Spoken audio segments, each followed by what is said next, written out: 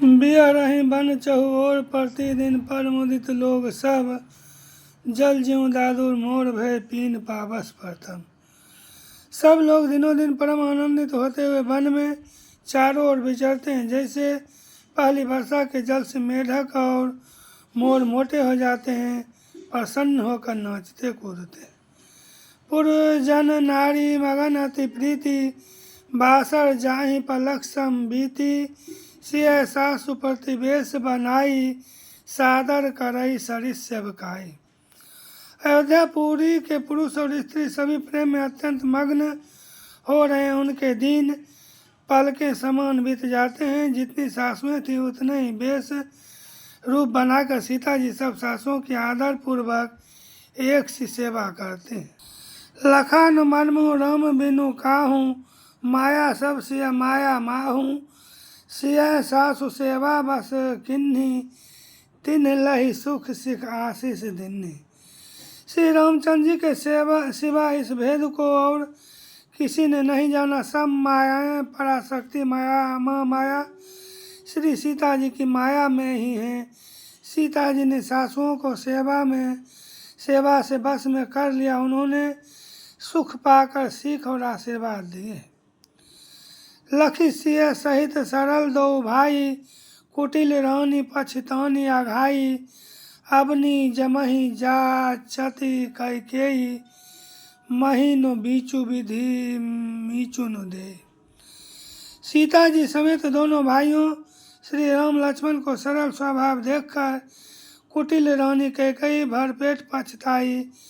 वह पृथ्वी तथा यमराज से याचना करती है, किंतु धरती बीच फटकर समा जाने के लिए रास्ता नहीं देती और विधाता मौत नहीं देता।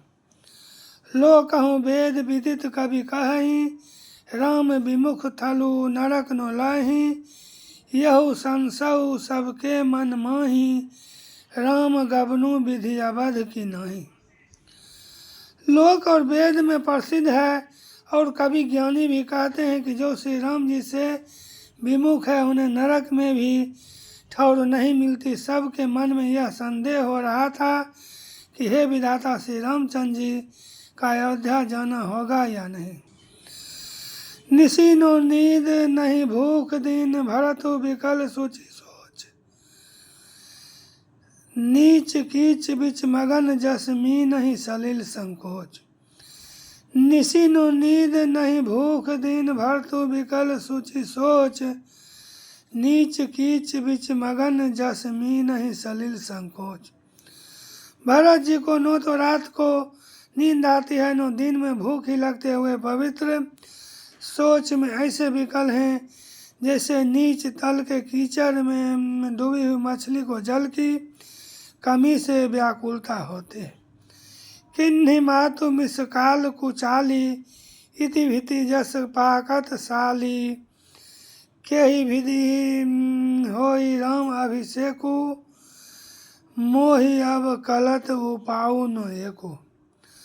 भरत जी सोचते हैं कि माता के मिस से काल ने कुचाल की है। जैसे धान के पकते समय इति का भय उपस्थित हो। अब श्री रामचंद्र जी का राज्याभिषेक किस प्रकार हो, मुझे तो एक भी उपाय नहीं सूझ पाता।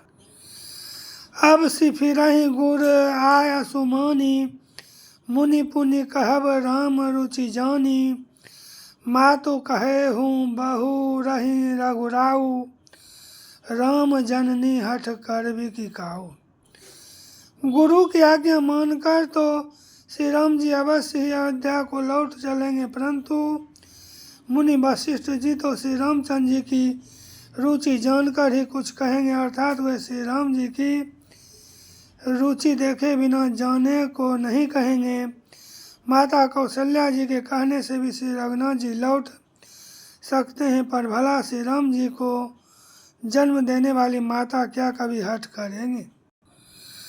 मोहि अनुचर कर केतिक बाता, तहि मह कुसमौ बाम विधाता। जौ हठ करऊँ तो निपट कुकर्मु, हर गिरि ते गुरु सेवक धर्म। मुझ सेवक की तो बात ही कितनी है उसमें भी समय खराब है, मेरे दिन अच्छे नहीं हैं और विधाता प्रतिकूल हैं। यदि मैं हठ करता हूँ तो यह घोर कुकर्म अधर्म होगा, क्योंकि सेवक का धर्म शिव जी के पर्वत कैलाश से भी भारी निभाने में कठिन है। एक जुगुती नो मन ठहरानी, सोचत भरत ही रैनी बिहानी। प्रात नहाय प्रभु ही सिर नाई, बैठत पठे ऋषय बोलाई। एक भी युति भरत जी के मन में न ठहरी, सोचते ही सोचते रात बीत गई। भरत जी प्रातः काल स्नान करके और प्रभु श्री रामचंद्र जी को सिर नवाकर बैठे ही थे कि ऋषि वशिष्ठ जी ने उनको बुलवा भेजा।